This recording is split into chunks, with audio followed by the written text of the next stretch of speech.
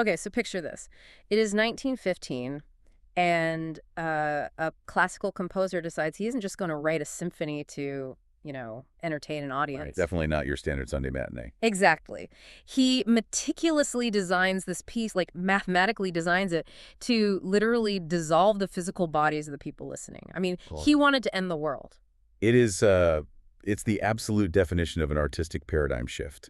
Just a project that totally refused to be contained by the physical limits of sound, demanding instead to fundamentally alter reality itself. Welcome to the Duck Dive. Today we are exploring one of the most honestly mind-bending creative intersections you will ever encounter. And we have a massive stack of sources for you today. Yeah, really fascinating mix. We're pulling from historical articles in BBC Music Magazine. We've got archival records from the IMSLP Music Library. And, crucially, a hefty stack of narrative excerpts, philosophical codexes, and in-universe glossaries from this sprawling fantasy book series. Which creates this really incredible bridge between the historical record and modern speculative fiction. It really does. So our mission for this deep dive is to explore the profound connections between that fantasy book series, which is called Mysterium, and its real-world namesake. Because Mysterium isn't just a fantasy title. Right. It is the name of that profoundly ambitious, literal, world-ending, uncompleted 1915 musical composition by the Russian composer Alexander Scriabin. And, to appreciate what the modern narrative in the books is attempting to achieve, we first have to understand the sheer terrifying scale of the real-world historical project it's based on. We have to understand Scriabin. Right, because Alexander Scriabin was a figure who just completely defied simple categorization. I mean, he started working on the Mysterium composition in 1903, and for over a decade it completely consumed his life. His entire artistic output was focused on this. But the way that pursuit ended, it's almost, I don't know, almost a dark comedy compared to the cosmic scale of his ambitions. Oh, absolutely. Because he didn't die in some blaze of mystical glory while conducting a thunderstorm on a mountaintop, right? Okay. He died in 1915 of septicemia, Yeah. from an infected boil on his lip. It's just a profoundly mundane end for a man who believed he was literally composing the apocalypse. I mean, his plan for Mysterium, it was a 7-day multi-sensory ritual. 7 days. 7 days. He intended to build a specially designed temple in the foothills of the Himalayas. And he actually went so far as to purchase a plot of land in Darjeeling, India, for this exact purpose. Wait, really? He bought the land? Yeah, he believed the geographic location was absolutely crucial for the spiritual resonance of the piece. Okay, let's unpack this. A 7-day ritual in a Himalayan temple in 1915. I mean, I am picturing the ultimate apocalyptic mix of Burning Man and a fully immersive, multi-sensory VR simulation, but, orchestrated by a classical composer over a century ago. It's a lot to wrap your head around. How on earth did a guy in the early 20th century think he could pull off logistics like that? Well, he was completely uncompromising about the vision. To really understand the logistics, or at least his conception of them, we should look directly at his own notes regarding the performance. Yeah, what did he actually write down? He wrote, "There will not be a single spectator. All will be participants." Oh, wow. Right. And he goes on, "The work requires special people, special artists, and a completely new culture. The cast of performers includes an orchestra, a large mixed choir, an instrument with visual effects, dancers, a procession, incense, and rhythmic textural articulation." That is just a massive amount of moving parts. It gets crazier.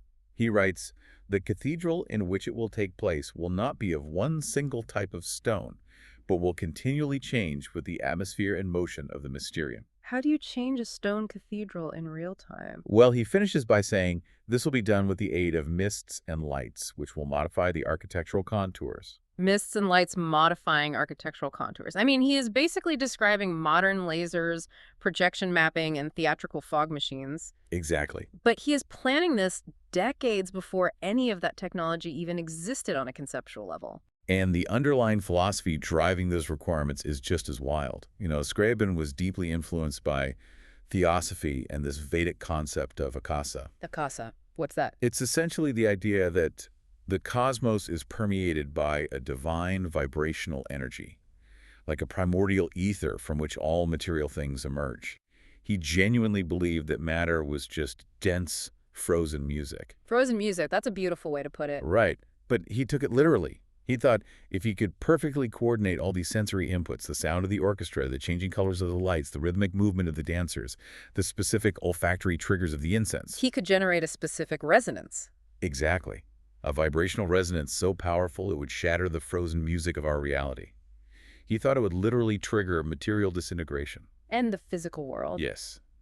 Dissolve all matter and birth a new, nobler human race on a higher, purely spiritual plane. He wanted to compose a song that would dematerialize the audience, and he legitimately thought he could achieve it with a choir, some dancers, and just a massive amount of incense. Yeah, it's magnificent hubris. It really is. Right. But here is the inescapable paradox of his life's work, right?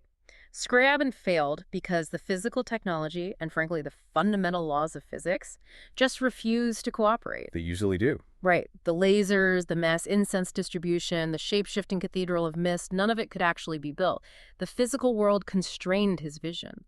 So my question is, how does ink on paper succeed where a literal orchestra failed? Like, how does the Mysterium book series pick up this impossible torch? Well, the book series achieves Scriabin's exact sensory overload by bypassing the physical world entirely. Yeah. It stages the performance within the theater of the reader's mind. Oh, okay. And this ties perfectly into Scriabin himself, because he was famously fascinated by synesthesia. That's the a neurological condition, right, where stimulating one sense triggers another. Exactly. Right. Like seeing colors when you hear music. Yeah. He actually once jokingly proposed writing a sonata of pain with a soul over toothache. Yeah. But he explicitly planned for Mysterium to be synesthetic. He wanted to exploit the senses of smell and touch just as much as hearing. He even wrote parts in an earlier symphony for a Tastiera Perlus, which was a color organ designed to project specific colored lights corresponding to specific musical notes. Which, again, he didn't have the engineering capacity to properly build or deploy at scale in 1915. Exactly. But the author of the Mysterium book series realizes something brilliant regarding that limitation.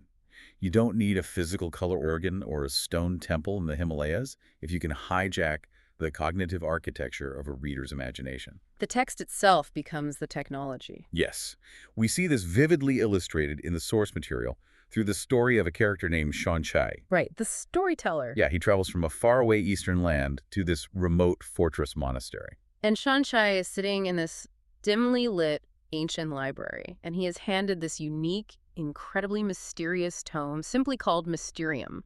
And the moment he interacts with it, the text doesn't just convey information, it induces a literal synesthetic ritual. The archival excerpts describe the mechanics of this beautifully. It says, Shan Chai traces his finger along the spine of the book, and his peripheral vision blurs. The air around him thickens. He's not just reading words on a page anymore. No.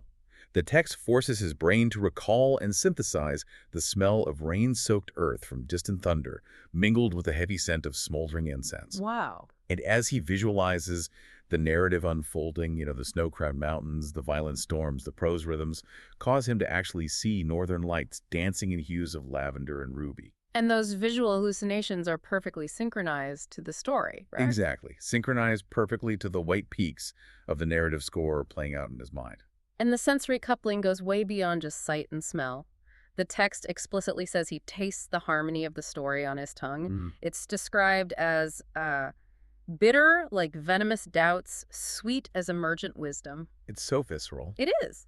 The book is operating as a Trojan horse for the senses. I mean, Yeah. reading is genuinely the only medium where a changing cathedral of mist can be built instantaneously. Because you don't need construction permits in Darjeeling. Exactly. And you don't need a massive budget for theatrical fog. You just need the precise sequence of linguistic triggers to activate the olfactory and visual centers of the brain simultaneously. The written word utilized the boundless processing power of human cognition to render Scriabin's impossible architecture. And by hijacking those internal senses, it seamlessly transitions us to the most critical, unbreakable rule of both Scriabin's original symphony and the fictional universe of the books. Which is the total erasure of the audience. The absolute total erasure. Because if the book is building this entirely inside your own head, then you aren't just sitting in a theater watching it happen. You are the server hosting the simulation. That's a great way to look at it. Which brings us back to Scriabin's golden rule. There will not be a single spectator. All will be participants. He was famously militant about this, wasn't he? Oh, incredibly militant. He insisted that if you were anywhere near the event, you were part of it. He even declared that animals and insects in the vicinity of the temple had to be active participants in the symphony. Wait, insects? Insects. Everything. If you are in the blast radius of the Mysterium, you are an instrument in the Mysterium. There is zero allowance for passive consumption. That's wild. And the book series enforces this exact same mandate through its underlying architecture, specifically through participatory ontology and metafiction. Okay, hold on. Let's pause at participatory ontology because that sounds like something you'd find deep in a graduate philosophy seminar syllabus. Fair enough. If I'm just a reader holding a paperback on my couch, what does that actually mean for me? Let's break the term down. Ontology is simply the philosophical study of being, right? What it means for something to exist. Yeah. Participatory means that the existence of the object requires your active involvement. So participatory ontology means the story does not actually exist as a story until you interact with it. Because before you read it, it's just ink stains on crushed wood pulp. Precisely. Your consciousness is the magic ingredient that turns those symbols into a living world. And within the universe of the books, there is an ancient, authoritative text called the Codex Philosophiae, and it lays this dynamic out as a fundamental law of existence. What does the Codex say?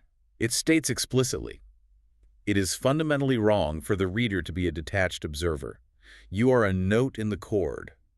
The Codex does not demand belief, it invites composition. You are a note in the chord. I love that. Yeah. It just completely redefines the relationship between the creator and the consumer. And here's where it gets really interesting. The books introduce this structural concept called the 13th guest. Yes, this is The brilliant. framework goes like this. 12 guests leave a house open, like a sentence waiting for a period, but the 13th guest closes it. They lock the door and finalize the event. And the books argue that the reader is always the 13th guest. The final piece of the puzzle. Exactly. The reader is a grammatical, mathematical necessity for the story to be whole, the final signature that stabilizes the narrative timeline.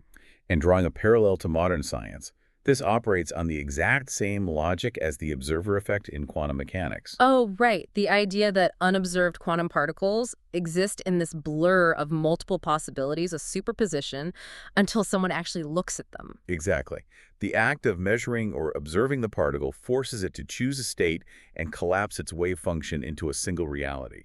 So reading this book series forces the chaotic potential of the story to take a definitive shape. Yes, the in-universe rules of the library explicitly warn the characters that the shelves are actively listening, and that while you are reading the books are reading you. That is so creepy, but so cool. But it does raise a massive question. If the wave function needs an observer to collapse, and the story needs a reader to close the loop as the 13th guest, Yeah. what happens if the reader simply refuses to participate? Does the story even exist? According to the rigid logic of the Mysterium universe, it does not. A story without an active, participating reader is just dormant, theoretical potential. The cognitive act of reading is the performance of the symphony. But wait, if the reader is required to step in and finalize the work, doesn't that imply the text itself has to be intentionally broken or incomplete?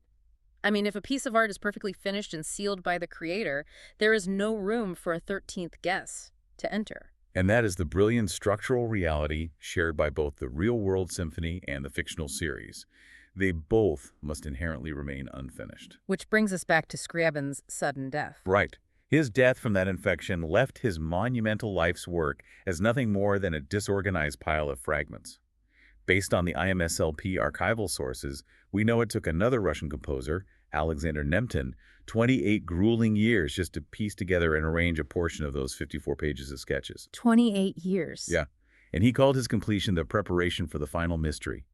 28 years just to organize the prelude to the apocalypse. It's just a staggering testament to the density and complexity of what Scriabin was trying to build. It really is, and the book series takes this historical tragedy, a genius cut down before he could finish his masterpiece, and it completely flips the script. It elevates the unfinished state into a philosophical virtue. How so? Well, throughout the narrative, the characters are constantly struggling with incomplete, heavily redacted, or wildly contradictory histories. We see this dynamic play out perfectly between two characters, Edric, a dedicated scribe, and his superior, Brother Renier. Right. Edric is the one doing the actual transcribing. Yes. And Edric keeps uncovering and writing down different conflicting versions of a history regarding a figure known as the Earl of Northmore. Now, Brother Renier is deeply frustrated by this chaos. Renier demands a clean, finished, definitive historical record that can just be filed away and closed. But Edric pushes back against that desire for closure. He argues that multiple contradictory truths aren't a mistake, they're necessary. And he finds an incredibly powerful ally in a master archivist character named Legati. Oh, Legati delivers what might be the defining thesis statement of the entire series. He really does. He tells the frustrated scribe, "A perfect record is a cage. A story is a door." And then he says, "Contradictions are gifts. They reveal the places where memory hesitates." Where memory hesitates. I just love the phrasing. It suggests that the gaps, the frayed edges, and the unfinished thoughts are the only places where the truth actually has room to breathe. Absolutely. The book Mysterium is repeatedly described within the text as a living ecology, not a rigid, calcified doctrine. It thrives on recursion, constantly looping back on itself, and tension. There's that great metaphor in the text about playing a fretless string instrument, like a violin or a cello. Yes, because without the metal frets marking the exact location of the notes on the fingerboard, the boundaries between the pitches are not fixed. Right. They require constant micro-adjustments, active listening, and just relentless attention from the player. A fretted instrument gives you the answer, but a fretless instrument demands you find it yourself. Exactly. It keeps the participant constantly searching, constantly composing. So what does this all mean for us looking back at a composer who died over a century ago?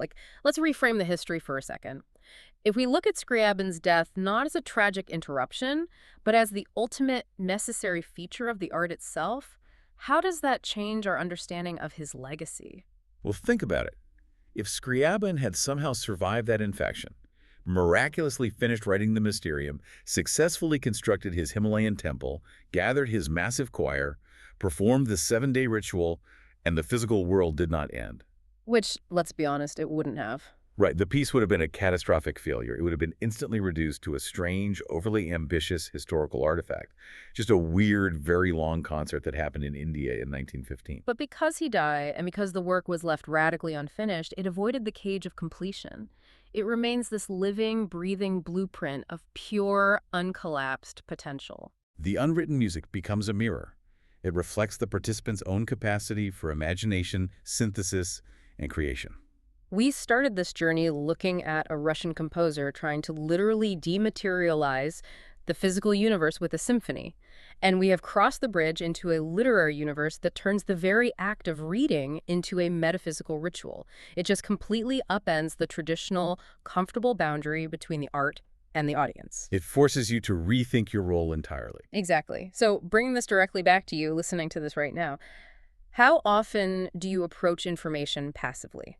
How much of your life is spent sitting comfortably in the audience, spectating, waiting to be entertained or informed, rather than stepping onto the stage, becoming the 13th guest, and letting knowledge fundamentally alter the way you process reality? That is the core, unavoidable challenge presented by the Mysterium, and it leads to one final, deeply provocative concept derived directly from the most esoteric philosophical texts within the book series. What's the concept? The scholars in the narrative refer to a phenomenon known as chronomnesis.